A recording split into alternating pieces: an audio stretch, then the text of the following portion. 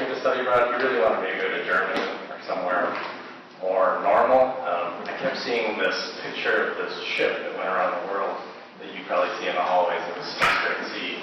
And I prodded my way into doing it, put the deposit in cash that I really didn't have, and then went back and talked to my parents and got on the ship. And from there forward, everything changed. And that's what made me really decide that I wanted to do something very different in the next few years of my life. What ultimately got me to join the Peace Corps. Did your expectations of the Peace Corps differ from the reality? Alright, so I'd seen some funny movies about the Peace Corps and heard about it. It's intense, and this and that. I really wanted to build my own house, wanted to have the real rough and dirty version of the Peace Corps. Wanted to get dirty and do it and save the world. Well, they ended up tasking me with the principal port of Nicaragua. I had a nice little house. I mean, it was fairly simple block construction, but didn't have to build my own house, had electricity most of the time.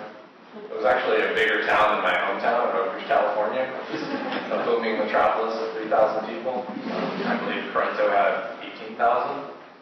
And, but all in all, it was amazing. But yeah, different. Lydia, how about you?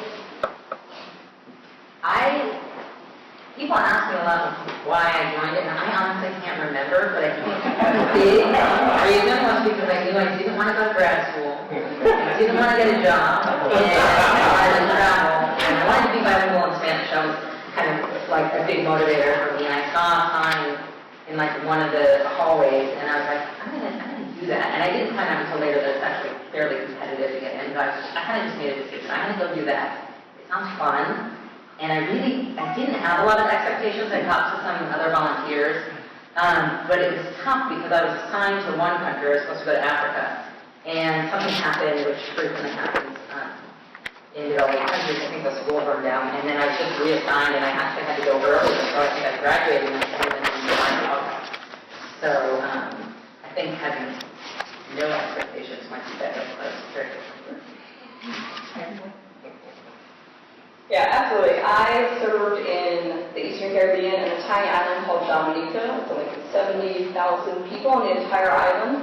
And I think the best advice I ever got about joining the Peace Corps came from another Whittier student. And they just said simply, I was like, well, what should I expect? Like, what should I do? How should I prepare? And they were like, just get rid of all of your expectations. Every single last one of them, and you'll be all right. And I was like, oh, sure. And then I didn't do that. And I expected quite a bit from my service. But the one part of my Whittier experience that both prepared me for Peace Corps and helped me make that final decision to do it was my experience in post-Katrina New Orleans. And when I was a sophomore in college was when Katrina hit New Orleans and devastated the city. And Whittier actually made a really fantastic but probably ill-informed decision to let us take a bus of 45 students from Whittier all the way to New Orleans from LA. 25 of us with one professor supervisor who actually was no longer a Whittier professor. She had just left to Occidental. So we very little supervision, and you're all in the middle of that now. How do risk management? No, but it was an amazing experience in general. We ended up having a core group of 10 of us that ended up going back for every single break. And so for me, that was a very life-changing moment that I realized that I really wanted to be out of my comfort zone. I really wanted to be in service to other people. I wanted to be in vibrant communities that other people look at often as being devastated and, developing. That these are communities that were amazing and inspiring, and I realized that was what I would get probably if I was going to go abroad. And I really wanted to be immersed in other cultures and see that vibrance for myself in as many ways as possible. And I ended up signing up for the Peace Corps. Erin, your degree in political science from Whittier College must have given you a tremendous foundation for the work that you do in the State Department's Office of the United Nations Political Affairs. Can you tell us how you use the knowledge and skills acquired through your coursework and your experiences here at Whittier to then parlay into your career? Sure, thank you. First, let me give a little bit more background. So, as Katie said, I'm currently a diplomat or foreign service officer, our slang term for that. And I've been in foreign service for 5 years, previously served in the U.S. Embassy in Damascus, Jordan, and Muscat, Oman. And now I'm currently domestically assigned to the State Department in Washington, where I do UN Security Council policy coordination. Kicking now to the question of what Whittier coursework or how my coursework at Whittier prepared me to do my day job. I wish I could brag here, but I was sitting exactly in this room taking normative political theory with Mike, as well as obviously the Model United Nations coursework. I do see two of my dear professors, Dr. Fred Bergerson and Dr. Deborah Norton back there. On a day-to-day basis, I encounter the lessons that I learned at Whittier College from Fred, from something as people in email will say, OBE. Does anyone know what that means, OBE? No, nobody's a Fred Bergerson student. OBE is shorthand for, what is it, Fred? Overtaken by events. Overtaken by events, there it is. Government speak, oh, well, we don't have to do that anymore. OBE. The small things like that, how to actually work and function in bureaucracy, I learned from Fred Bergerson. How to debate, how to write. And I think that's the most critical skill I learned at Whittier College and on my drive up here. It's been a while. I graduated in 07. I passed the Starbucks where Dr. Deborah Norton, as a freshman, I was so nervous about coming over here. So nervous, and I didn't know how to write. And as we all know, we're all poets. Writing is an incredibly critical skill, not just to survive at Whittier College, especially your first year.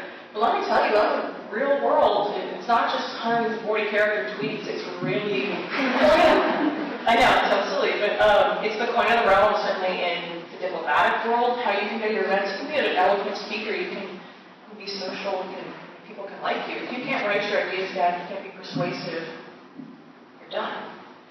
Deborah Norton took me by the hand, gently as ever, and I begged her, I said, please teach me how to write for your class, because she was just a very tough grader. She's still a tough grader, right? She's notorious. She taught me to write. Mike McBride, my day job, I have to know the ins and outs of the UN Security Council. How we're going to stage a vote, what are we going to say, what do we tell ambassadors who have the power to say, how is the United States going to vote on the upcoming Palestine resolution or the Ebola resolution. That was one I ran recently, which for the UN nerds in the crowd, anyone else, UN nerd? No, just me. Anybody? See a couple? All right. So that resolution went on to be the most co-sponsored resolution in the history of the United Nations. 134 nations said Ebola is a threat to international peace and security, and we agree with what this statement said. Think of all the issues the UN Security Council has dealt with in its almost 70 years. Pretty incredible. So Whittier College has shaped not only my worldview, and we can get into studying law and other international aspects of that, but on a day-to-day basis, folks, you're studying with masters, with Fred, with Mike, history department, go on. We all have a tremendous amount of experience to bring to bear because we are poets, because we're shaped by these people. And I think as Jose Garzon said, we need to get out there. We need you out there joining us. Get out there, please. We need you. Thank you. So, Jeremy, as we know, you served in the Peace Corps in Nicaragua, and Whittier College strives to equip students to be active citizens and, as Aaron said, effective communicators who embrace diversity and act with integrity. Can you tell us how your experiences from your time serving in Central America have made you a stronger entrepreneur now that you've returned to the U.S. to run your own logistics company? I think just being flexible and open to new ideas and ways of going about things, being able to communicate with a wide variety of people and make them feel comfortable when you're talking to them is huge. I've worked in sales and now work for myself, and that's something that I feel not everybody has. Just the ability. Now I can speak in, obviously, 2 languages, but just having traveled to 22 different countries and lived in Nicaragua for almost 3 years, just changes your perspective. It makes you, if you can't speak to everything, you at least know a little bit about a lot of different things, and whenever you're talking to somebody, you can connect on so many different levels. having had all those diverse experiences. I mean, I basically got taken from the pinnacle of feeling like I was the most intelligent person in the world because I graduated from college. I must have been so smart, to being a baby again, not even being able to ask for something to eat when I got shipped off to Nicaragua. So it was like throwing yourself into the deep end of the pool, and very, very humbling. I guess humility is a big part of it too, because I meet with C-level executives all the time now, and I pitch them on my warehousing and distribution program that I run, and you have to be humble and be able to connect to garner trust. I mean, they're going to hand over millions of dollars worth of inventory to my company, and if they don't trust you, they're not going to do that. So, and speaking Spanish too, a lot of people have that as a second language, and that's a fun way to connect. So, hopefully, I answered most of what you were. Yeah, can you elaborate a little bit now on the importance of socially responsive and responsible entrepreneurialism? How can we embrace diversity in such a way so as to recognize our responsibility as Americans to then be socially responsible outside of the country? I just think anything you do, I mean, the most exciting things you could probably do involve some sort of international component or marketing around the world. I think if you're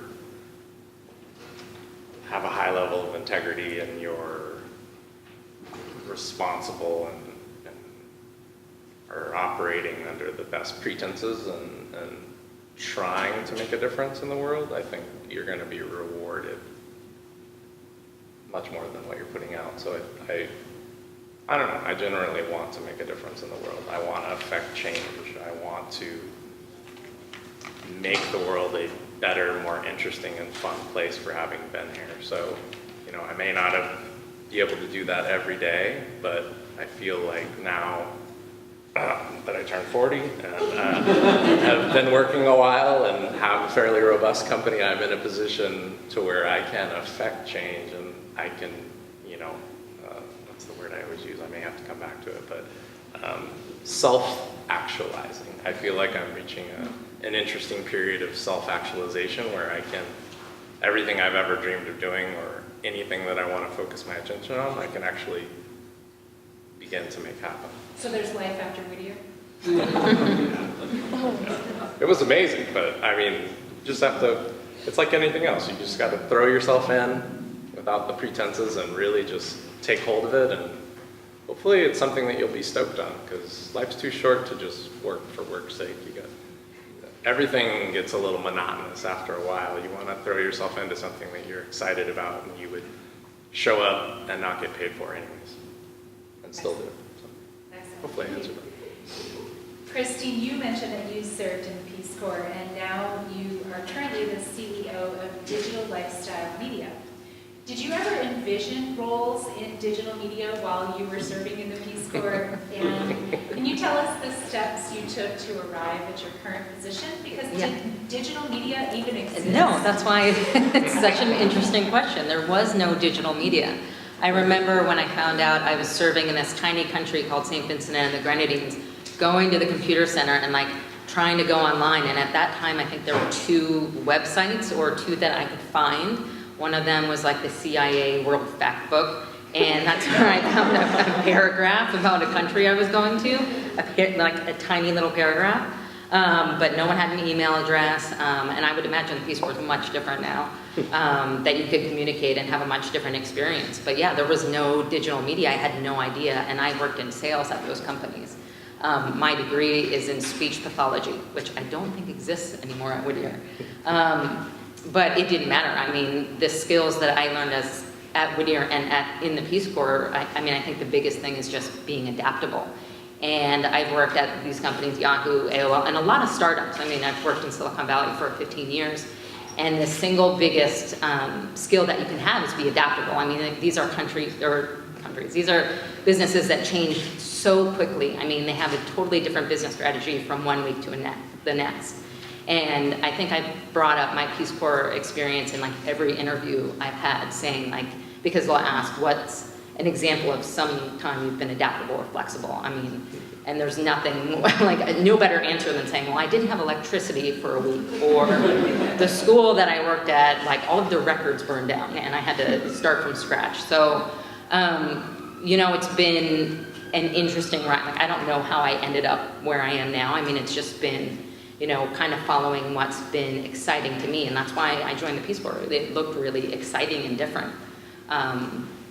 But it's been interesting. It served me so well in my career, and it's just been an amazing time. Just like even just remembering all the things that have happened there and how they've shaped my where I am now. So would you say that the jobs maybe of tomorrow haven't even been conceived of today? Oh, definitely. I mean, there was no social media even when I got out of college. You know, Wait, there was no Facebook? There is no Facebook, if you can even imagine a time. There was no. I remember when Twitter came out, and I was at the conference it was launched at. I was like, "What is this? This makes no sense to me. Like, I don't know who would ever use this." It's so funny. Yeah, I mean, even there's new jobs. I mean, you can be a social media marketing manager today, and that just didn't even exist. I think I don't know how long it's been, maybe 5-10 years. But yeah, I mean, the way technology is changing, it's so possible. I mean, it's just such a different time now that, yeah, I mean, there will be another company that's like Facebook or Twitter that comes out in 5 years that will change everything. And what advice would you give to Whittier students to anticipate those changes? I think you have to be adaptable and be willing to learn new skills and put yourself out there and do things that you don't know anything about. Even Facebook was like scary when I first got on it. I'm like, oh my God, all these people are gonna know whatever I say, everyone's gonna see. And I don't know if everybody I think some people maybe don't think enough about that, but I kind of thought it, okay, like I have work friends, I have like personal friends, I don't want to mesh the world, you know. It's, yeah, I mean, I don't know if that answers your question. Yeah, great, thank you. Alex, it's finally your turn. You are an advocate for LGBT folks around the world, and your service abroad in the Peace Corps must have provided different perspectives on how LGBT people are viewed and treated around the world. Can you tell us now how the trainings that you have developed in your work are making an impact and how young people can lend their voice to advocacy movements? It's a big question. Yeah. A big few questions in there. It's big. Okay, well actually now I've lived in 3 different countries that criminalize LGBT identities. They either criminalize the identity themselves or they criminalize acts that are associated with these identities. So I think for me, living in both Dominica and then living in East Africa, I saw varying levels of criminalization. And both of them were amazing realizations of privilege of being an LGBT American. And so I now look at it, I actually work for an LGBT organization that focuses on national problems here. And now I look at the marriage progress that we've made, even in the past 2 weeks, has been astounding. And I always frame that in the fact that there are nearly 80 countries throughout the world that criminalize these identities, where people are put in jail simply for holding the hand of their partner, or they are surfing websites that they shouldn't be, or they're actively trapped by people who are trying to lure them into situations and then putting them in jail or attacking them. And now I've kind of ended up realizing how different each of these countries ends up being in the terms of how they treat LGBT people. So if one place has a criminalization and criminalizes these identities, there may not be any arrests that take place, but the amount of homophobia that it engenders in the entire community makes LGBT people unsafe in like a vast amount of these communities. So it's unsafe to come out, it's unsafe for you to travel sometimes, and if you present in a gender non-conforming way, it's unsafe for you to even leave your home. And I think now when I look at all the progress we make here and then look at it in comparison to that, I just realize all of the privilege that we have. And so for your next question, I developed trainings for LGBT identity inclusion for the UNHCR, the UN Refugee Agency. And I can't really speak to whether or not they were helpful. at this point because we've still been working on a lot of immigration reform, but I can speak to the problems that they were trying to address. And that was the fact that many people live in these horrible communities that are like very extremely homophobic and very, very dangerous to their physical safety, not to mention their mental health and their development as a human being. And so a lot of these people end up trying to leave these countries. So now we're seeing a lot of people trying to leave Uganda after the anti-homosexuality law was passed and it's now been overturned. But we saw a lot of people trying to leave there. But in order to get refugee status in another country, you have to go through an adjudicator. And in order, and I'm not an international lawyer, but essentially you have to prove both a well-founded fear of persecution, and it has to be based on the membership of a social group. And so you have to prove not only that you are persecuted or you have a well-founded fear of being persecuted, you also have to prove membership in a group.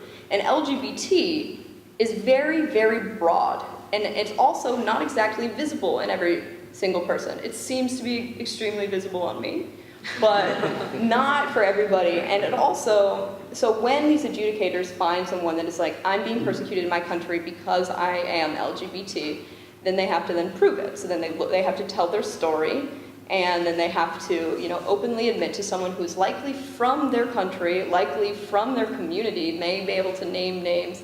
And then they have to, the adjudicator often relies on very Western-centric stereotypes, that gay men would be extremely effeminate, that gay women would be very gender non-conforming in a lot of other ways, or that they have known that they were LGBT and can name it and identify with that openly, which is something that really happens a lot in the West. And also, they have to have, oftentimes they rely on past relationships. So if you've been in the closet your entire life and you have no proof of ever participating in anything LGBT, a relationship or community, because you've been hiding for fear of your life, then that's often counted against you. And then there are many countries where these adjudicators actually rely on egregious human rights violations, like physical exams or outing them to other community members. So our goal was to go and talk to the adjudicators of the UNHCR in both South Africa and in Morocco, and to teach them about LGBT and queer cultures in these countries so that they would have a better understanding of what it looks like to be LGBT in their countries. So I don't know if that has helped even a little bit, but these are ongoing trainings, working with individuals to kind of open their eyes and to see that these ideas that they have about queer people in general don't always fit the people that need their lives protected. And for the last question, my advice to people going into international advocacy is actually pretty simple. I think first you need to find something that you're extremely passionate about.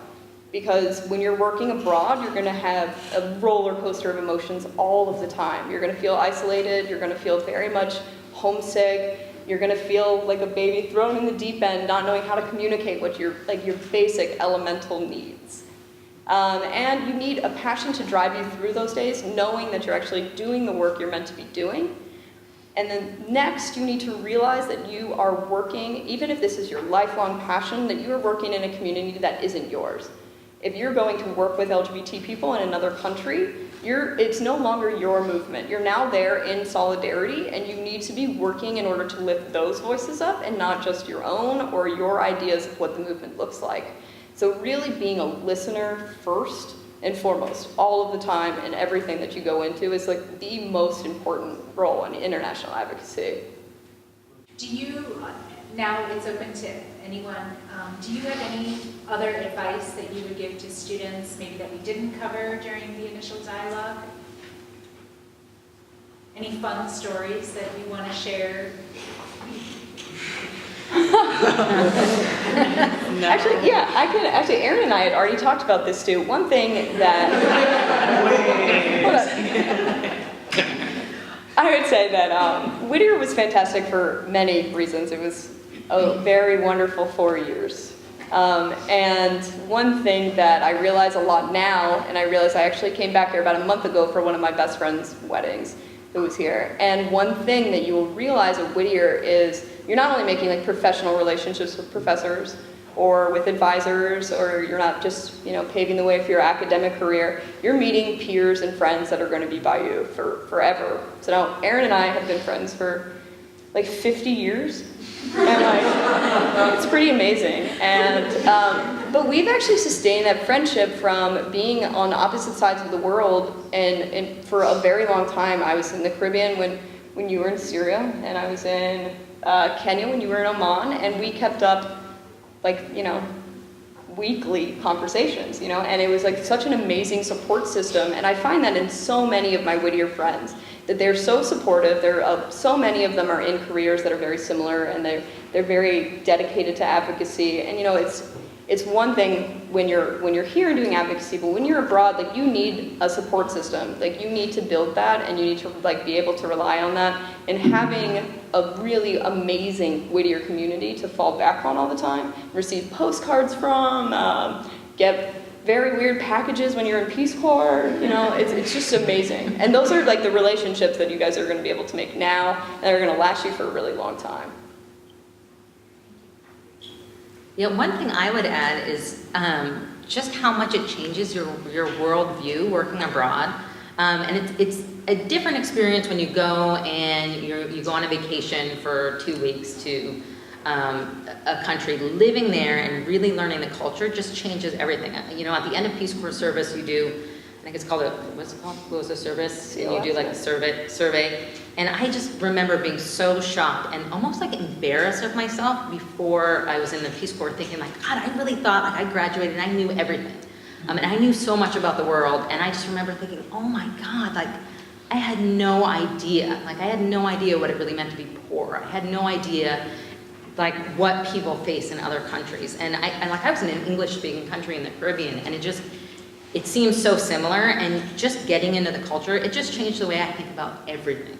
It changes the way that I look at people, and I pull up those experiences like every day, just working with people from other cultures, working with different types of people. It just changed the way I thought, and I'm so grateful that I had those experiences to be able to understand those things. And I wouldn't say I understand everything, but it really it blew my mind, just having those experiences and living with those people. So that was just for me like the best part of it. I would say a couple of other things that come to mind. Being in Peace Corps, my parents went to Whittier. I came to Whittier. I grew up pretty nicely. I didn't want for much. I came through this school, and then I joined the Peace Corps, and I was flat broke on my own, forming my own identity, and then after that struggled to find who I was and what career path I wanted to take and who I was as an individual apart from my parents. And I think some of that experience, or definitely a lot of that experience in Nicaragua, where I was forced to live on $180 a month, live on my own, buy my own furniture, make it all happen for such a minuscule amount of money compared to what we're used to working with. That is what has made everything else so much more palatable in life. Nothing seems really all that difficult anymore. If you can be a happy person on $180 a month like they give you for your stipend in Peace Corps, everything else just seems a whole hell of a lot easier. When I started my company, I got fired actually in 2008 or 9, right when the recession was hitting. And I knew I did not want to go back to work for anybody after that experience. And it was rough. Like, I basically started with a little bit of money and a lot of credit card debt. And I made it happen. I launched my company off my kitchen table. I almost got thrown out of my apartment multiple times. I almost got my car hauled away. I was getting called by creditors 10 times a day. But that experience of living in these other countries, and even beyond how I was living simply, how they were living even more simply, and they were still fairly happy people. When I thought about my situation and I was anxious about maybe not being able to make it, or maybe defaulting on my credit cards, or whatever the scenario was, a lot of that just melted away, and it made everything way more possible. And then you just charge forward. Maybe the other, aside from being smart or book smart, or being able to speak eloquently on any topic, I think one of the most important skills that I feel that I've probably got from Whittier and along the way and other things is just being able to fairly quickly look at something that can be very complex, deconstruct it and understand it, and then relay it to somebody in a very simplistic format so that they can understand it. And I think that's a combination of a lot of things. I think it's a broad-based education that you're probably getting here, living in a foreign country where you have to explain things in vastly different ways. And that's another skill that I think has been one of the more important things that's come out of my historical working in Peace Corps and coming to college here. So, and just in general, just jump into anything that interests you. I mean, there's so many things you can get involved with beyond the college too. Don't hesitate. Jump into a ton of things. It takes a while to figure out where your sweet spot in life is. I mean, you're gonna jump into things, it's not gonna work out, but don't be dissuaded. Try something else. Try something else. The more you try, the more you'll know, and you won't get caught in some job that you hate for the rest of your life and be mad about it. I mean, you just gotta get out there and try as much as you can. And I just have to add one thing to what he was saying about appreciating things more.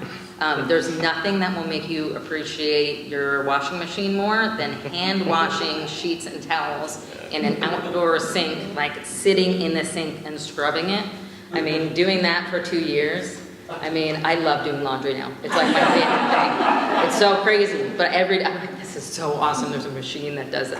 It's like, it's stuff like that. It's funny. Like to this day, I love laundry. It's And like, things are actually dry. yeah, oh, I know. And then you dry it. Yeah, it doesn't get moldy. It's like, it's amazing. You guys should have joined the diplomatic corps. As Jose said, all we do is just sip cocktails, our pinkies are up, laundry's done for us. More on that on the patio. I could just quickly underscore a couple lessons that Jeremy said, because they really ring true for me as I walk through the world as a Whittier College graduate.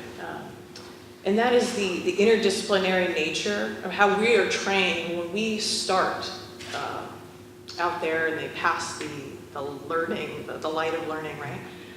The way we look at problems as Whittier College students is really the way to do it when you're out in the field, be it in Syria, Nicaragua, wherever, where you land somewhere, you have to be an expert quickly. You have to be able to, I don't know if this class is still taught, but the AIDS course, Debbie Yamamoto's class, but you have to take a complex problem like AIDS and be able to look at it from historical, sociology, if you have to look at it from a broad-based perspective, and really, as Jeremy eloquently put, analyze very quickly and communicate that back and put it into different pieces, different languages for different audiences. We don't live in an economy where an engineer can just be an engineer. We're talking about what was Facebook. You want to be an engineer? Great. You're great at math? Wonderful. Do you have the business sense to make that viable?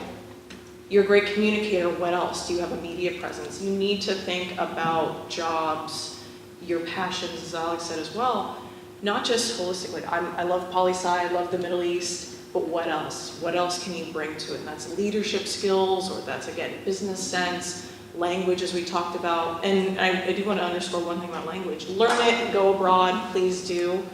But also don't underestimate that technology is also a language, and that we need to be learning that as well. And if that's coding or how to tweet, I'm still learning. I shouldn't say that to this group, but I am. And also underscoring Jeremy's point about leaning in, really digging into the Whittier College life. That does mean the professors. I'm pretty damn lucky. Sorry to swear. I'm pretty darn lucky that I took advantage of the wonderful, wonderful professors, as well as the wonderful people and the friendships that Alex mentioned. You are studying at the feet of masters, Ivy League educated, wonderful, tremendous human beings. If you don't take advantage of that in 4 years, you're robbing yourself, and I guess Sally Mae is robbing you. You didn't get your money's worth. I mean it. You didn't get your money's worth, because these are lifelong. It's not just the letters of rec for graduate school or whatever else you're going to do, because there's that practical application, and let's not. Let's be frank about that. That's really wonderful. Thank you, Fred and Deborah, who did that for me. But it goes beyond that. I come back now. I see people who molded my life. They're a part of my family, and they will be for years. And that is really important, especially as you go through the world and you want to come back home. to Whittier College. Take advantage of these people. They're tremendous. So, audience, I would encourage you to take advantage of the opportunity now to ask any questions of our panelists. Thank you all for your candor and your insight, first and foremost.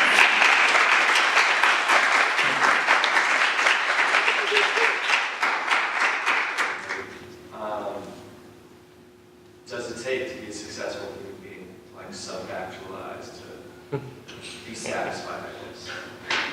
It's a chill class, isn't it? And that's Psychology 101. I think it's like about taking risks, you know, and like putting yourself outside your comfort zone and finding out where you fit. Like you don't know, you can't learn things unless you experiment and you challenge yourself. And like Peace Corps is a great example, like, you know, but there's so many other things, you know, whether it's traveling to a new place or taking a class or reading a book about something you don't know anything about, but really kind of challenging yourself and taking those risks is where you like have big learnings and you figure out what's right for you. I mean, I feel like that's what's worked for me. Yeah, because I really think it depends on how you define success. Because every single person in this room is probably going to define success a little differently. Like for Jeremy, it was, you know, to be his own boss, and for me, it was definitely to, you know, follow my passion and become an LGBT rights advocate. And I have geared every single choice I've made towards that. And that involves taking a lot of risks, like both taking out loans, going to countries that I've never been to before with nobody else that I knew, and taking giant risks in order to drive to my definition of success might not meet everybody else's definition of success.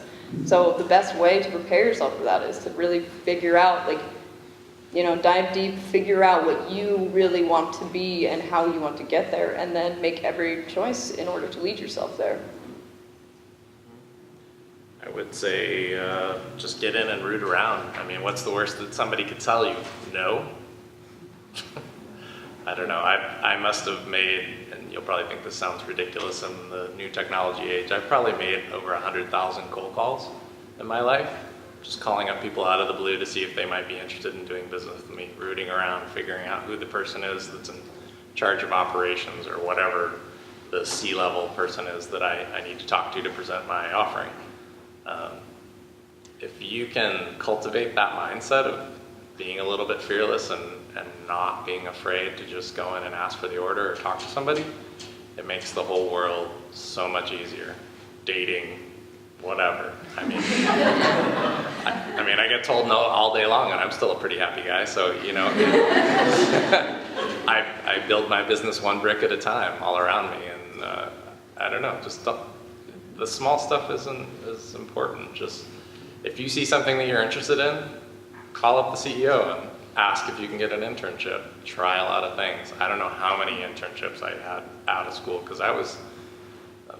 The Peace Corps, as good as it was, also messed me up a lot. So, I mean, you have to come back and reintegrate into society. And I was way too altruistic when I came back. And I hopped right back into sales interviews that I probably would have been perfect for out of college. And they threw me out because I wanted to save the world and I wanted free time and I wanted to make a little bit of money or whatever. But just don't be afraid. Like, people...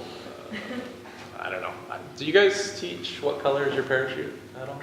Does that book get used in the curriculum at all?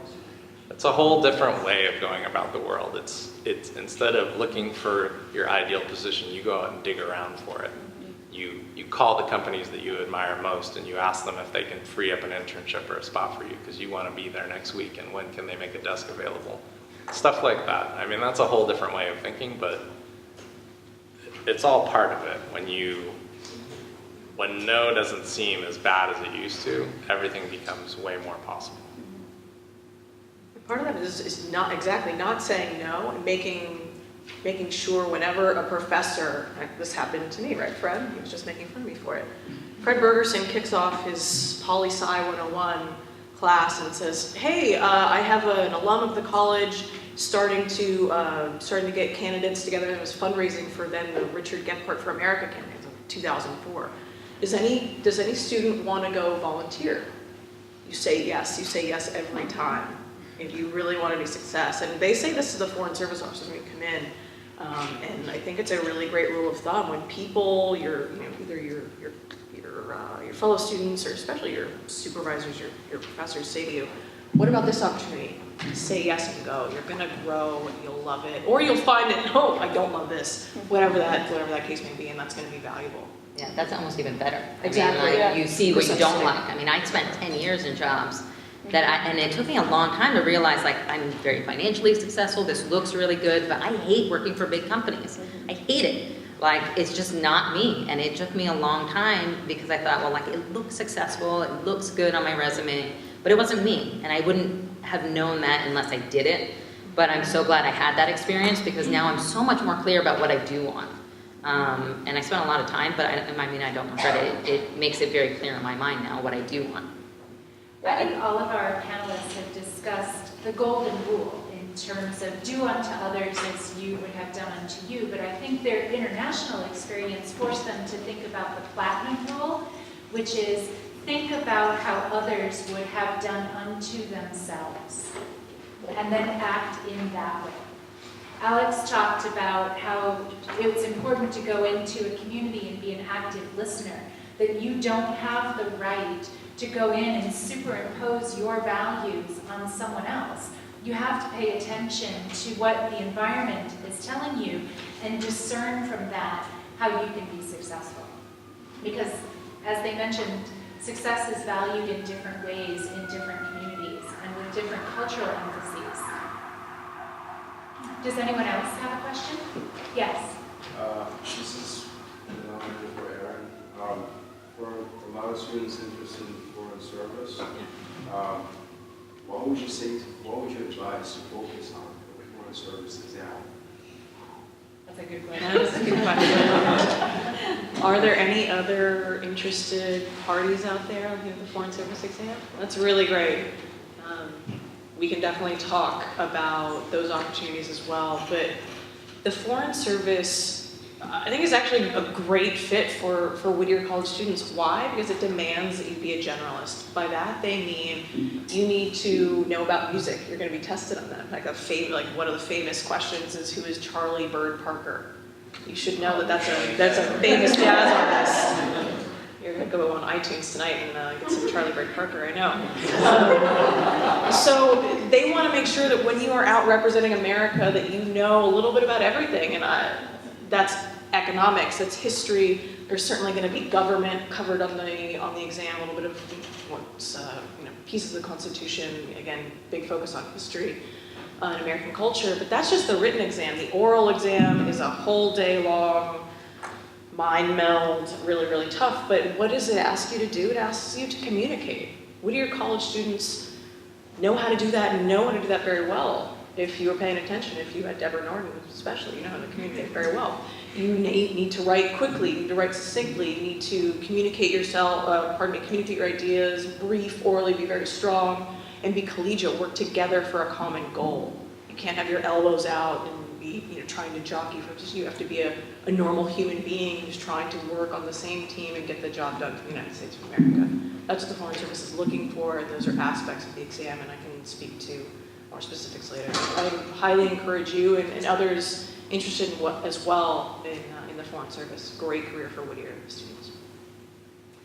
Well, it's getting close to 5 o'clock, and I would like to thank our panelists for joining us this evening, and then invite everyone out to the patio for some continued discussion and some refreshments. So let's give a big round of applause.